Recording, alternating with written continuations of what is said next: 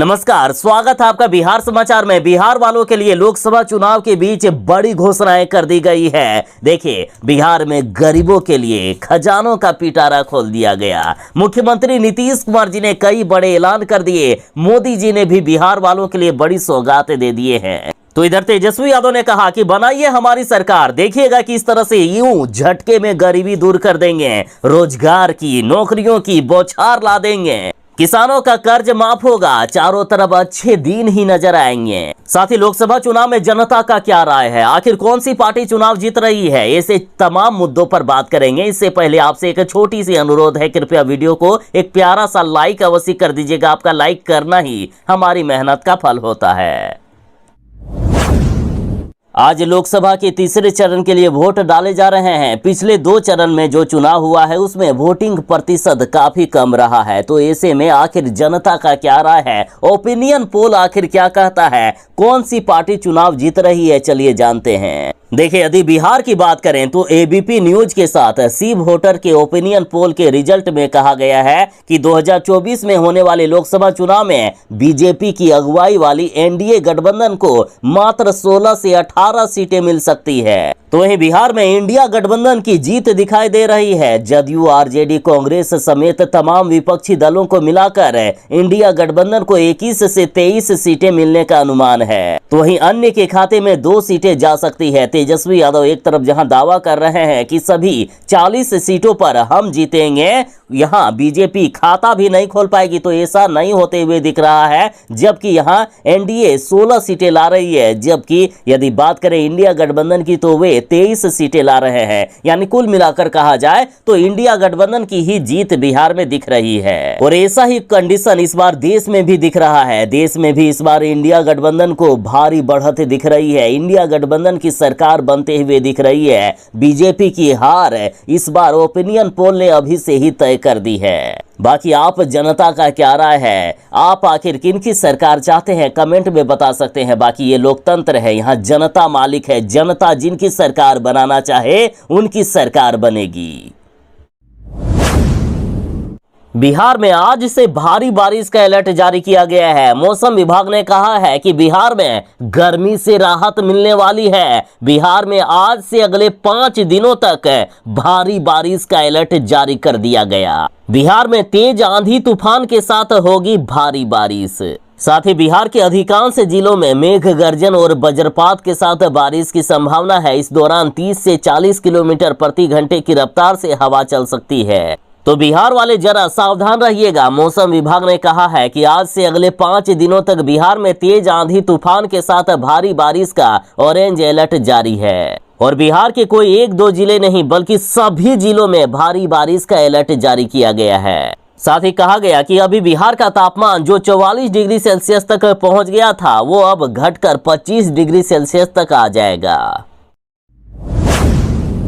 बिहार के छात्राओं के लिए बड़ी खबर है। देखिए, मुख्यमंत्री कन्या उत्थान योजना के लिए आवेदन अभी जारी है। यदि किसी ने अभी तक आवेदन नहीं किया है तो अंतिम तारीख से पहले जल्दी से आवेदन कर दें। देखिए, इस योजना के तहत इंटर पास सभी अविवाहित छात्राओं को 25-25 हजार रुपया की राशि मिलेगी। और सुनिए, 2024 की मैट्रिक परीक्षा में प्रथम श्रेणी से उत्तीर्ण सभी, चाहे छात्र हो या छात्राएं हो, सभी को 10-10 हजार रुपया की प्रोत्साहन राशि मिलेगी। इसके लिए भी आवेदन प्रक्रिया शुरू है। तो वहीं द्वितीय श्रेणी से उत्तीर्ण, जो 10वीं में द्वितीय श्रेणी से यानी सेकंड डिवीजन से उत्तीर्ण किए हैं, वैसे अनुसूचित जाति या जनजाति के सभी छात्र छात्राओं को भी 8-8 हजार रुपया की प्रोत्साहन राशि मिलेगी। और इसके लिए आवेदन प्रक्रिया जारी है। 15 मई तक आवेदन लिया जाएगा। 15 मई से पहले आवेदन जरूर ही कर दें। देखिए, शिक्षा विभाग के मेधा सॉफ्ट के ई कल्याण पोर्टल के जरिए आवेदन किया जा सकता है।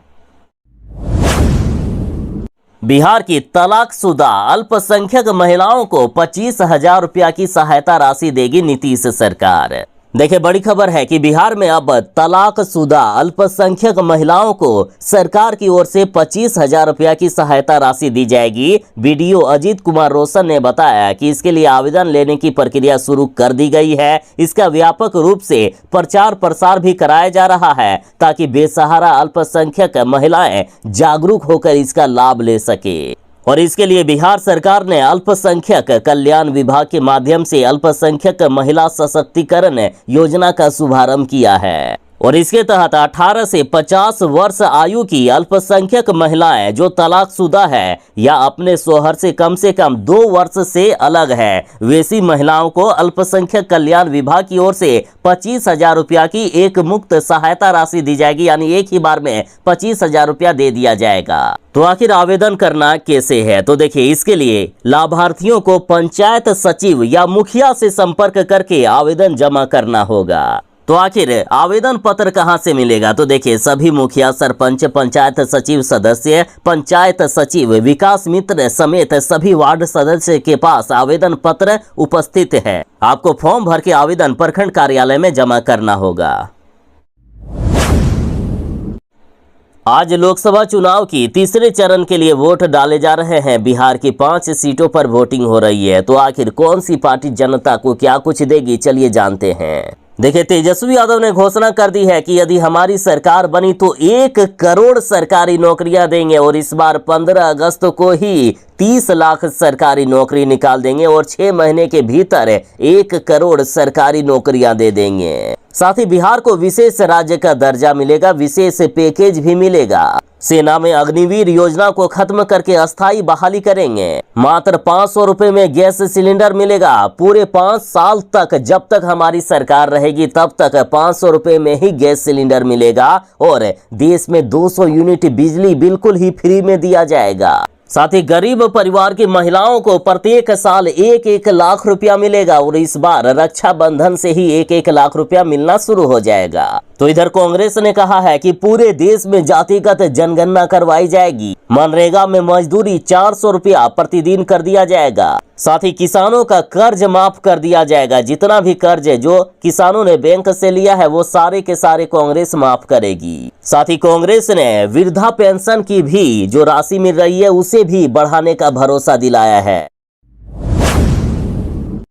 आखिर इन पलटी मारों को देश की जनता, बिहार की जनता कैसे वोट देगी? देखिए, खुद बिहार के मुख्यमंत्री नीतीश कुमार जी ये कहते थे कि बिहार को विशेष राज्य का दर्जा मिला तो 2 सालों में खत्म हो जाएगी गरीबी। खुले मंच से मुख्यमंत्री नीतीश कुमार जी ये बड़ा दावा कर रहे थे और आज एनडीए में जाने के बाद मुख्यमंत्री नीतीश कुमार जी मानो बिहार को विशेष राज्य का दर्जा मिलने की बात भूल ही गए हैं। नीतीश कुमार जी जब महागठबंधन में आए थे तो उन्होंने यहां तक कह दिया था कि सिर्फ बिहार ही नहीं, यदि 2024 में इंडिया गठबंधन की सरकार बन गई तो कई पिछड़े राज्यों को हम विशेष राज्य का दर्जा दे देंगे। और आज एनडीए में जाने के बाद चाहे विपक्ष वाले, चाहे तेजस्वी यादव या अन्य नेता कितनी बार भी ये मुख्यमंत्री नीतीश कुमार से अनुरोध कर रहे हैं कि एक बार तो बोल दीजिए कि बिहार को विशेष राज्य का दर्जा आप दोगे, लेकिन मानो कि मुख्यमंत्री नीतीश कुमार जी ने मुंह में ब्लेड टेप चिपका लिए हैं। अब मानो इनको बिहार के विकास से कोई मतलब ही नहीं है। कभी ये कहा करते थे कि बिहार को विशेष राज्य का दर्जा मिला तो 2 साल में गरीबी खत्म हो जाएगी। तो आखिर अब क्या हुआ? क्या नीतीश कुमार जी आप बिहार में अब गरीबी नहीं खत्म करना चाहते हैं? क्या गरीबी खत्म करने में ज्यादा समय लगाना चाहते हैं? प्रधानमंत्री नरेंद्र मोदी जी ने कहा है कि चोर है इंडिया गठबंधन के नेता। इंडिया गठबंधन के नेताओं के घर पर देखिए नोटों का पहाड़ मिल रहा है। पीएम मोदी जी ने कहा कि घर जाकर टीवी देखना। झारखंड में ईडी के एक्शन पर पीएम मोदी जी ने कहा कि 1-1 पाई भी किसी को नहीं खाने दूंगा, 1-1 पाई भी वापस लाकर रहूंगा।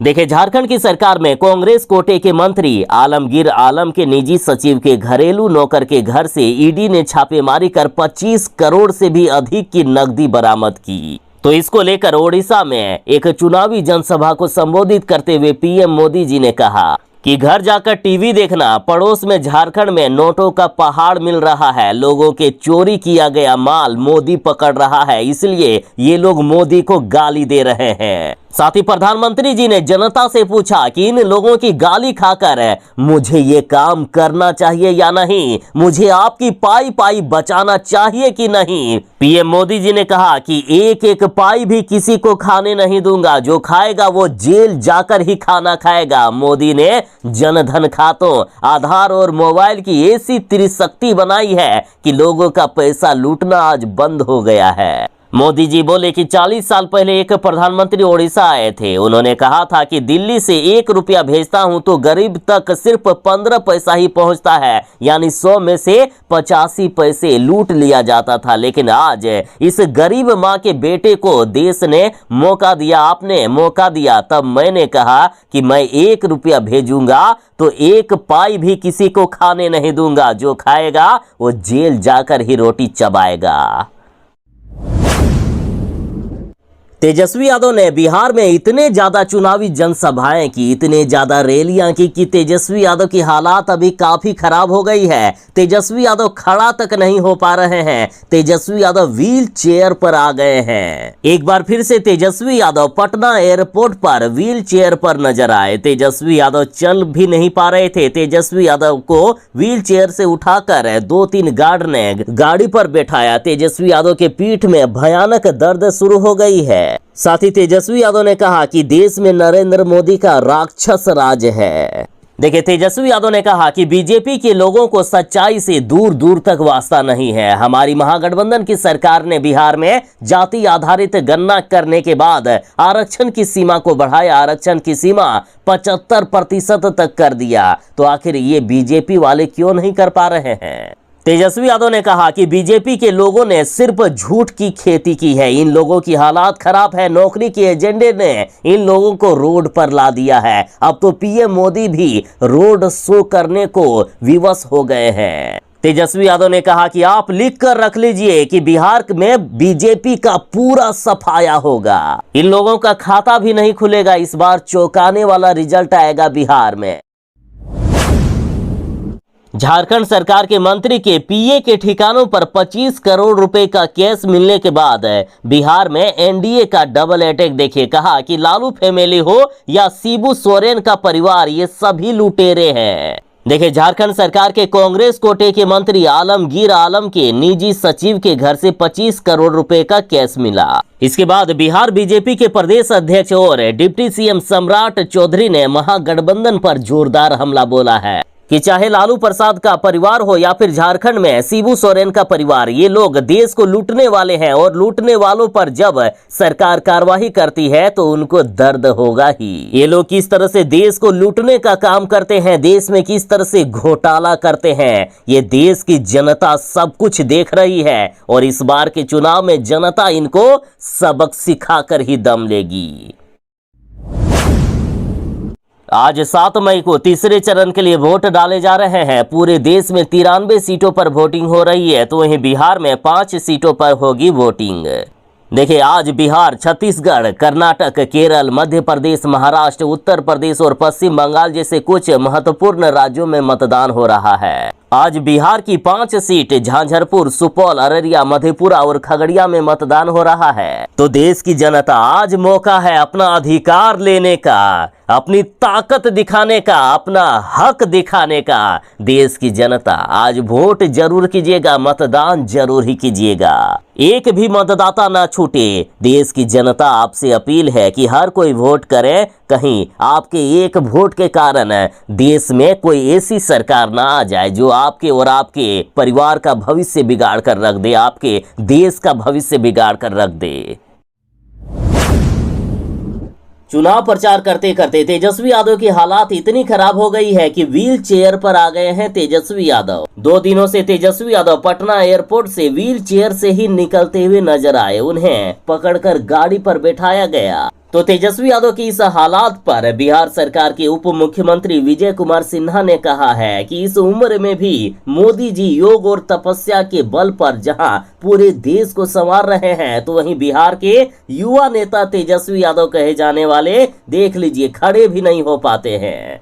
साथ ही बीजेपी नेता शाहनवाज हुसैन ने कहा है कि तेजस्वी यादव से ज्यादा एनर्जी तो पीएम मोदी में है। इतनी जल्दी तेजस्वी यादव चुनाव प्रचार करते करते थक गए। साथ ही बीजेपी नेताओं ने कहा है कि तेजस्वी यादव और इनके भाई बहन जो है वो पीएम मोदी को बुजुर्ग कह रहे हैं। लेकिन आज देश की जनता देख रही है कि जिनको बुजुर्ग ये कह रहे हैं उनमें इनसे ज्यादा एनर्जी है, इनसे ज्यादा ताकत है, देश को संवारने की ज्यादा काबिलियत है उनमें।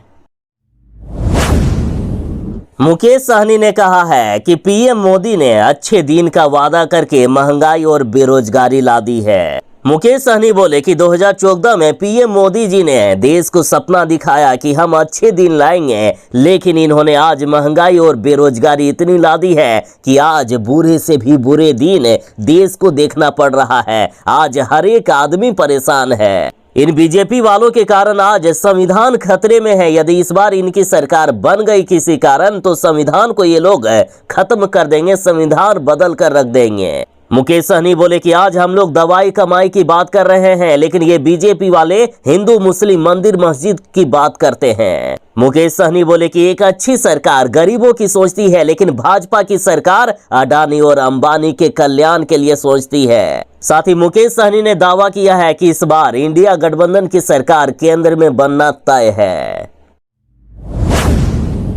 बिहार में फिर से एक बड़ा रेल हादसा टल गया। जलने से बाल बाल बची दरभंगा से दिल्ली जाने वाली एक्सप्रेस ट्रेन।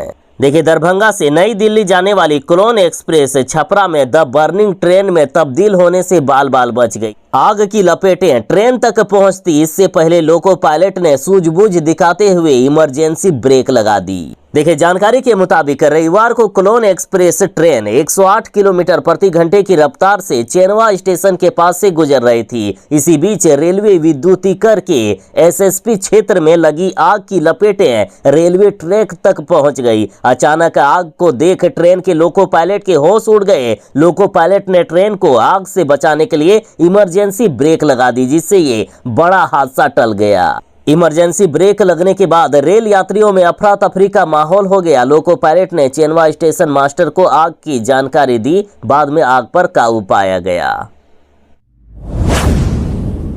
देख लीजिए झारखंड में किस तरह से घोटालेबाजों की सरकार चल रही है। झारखंड के मंत्री आलमगीर आलम के पीएस के ठिकानों पर ईडी की रेड हुई, जिसमें से 25 करोड़ रुपए कैश पाए गए। देखिए, इस वक्त की बड़ी खबर झारखंड की राजधानी रांची से आ रही है, जहां ईडी की टीम ने झारखंड सरकार के मंत्री आलमगीर आलम के निजी सचिव के ठिकानों पर छापेमारी की। छापेमारी में ईडी की टीम को मंत्री के पीएस के घरेलू नौकर के घर से 25 करोड़ रुपए की नकदी बरामद की गई है।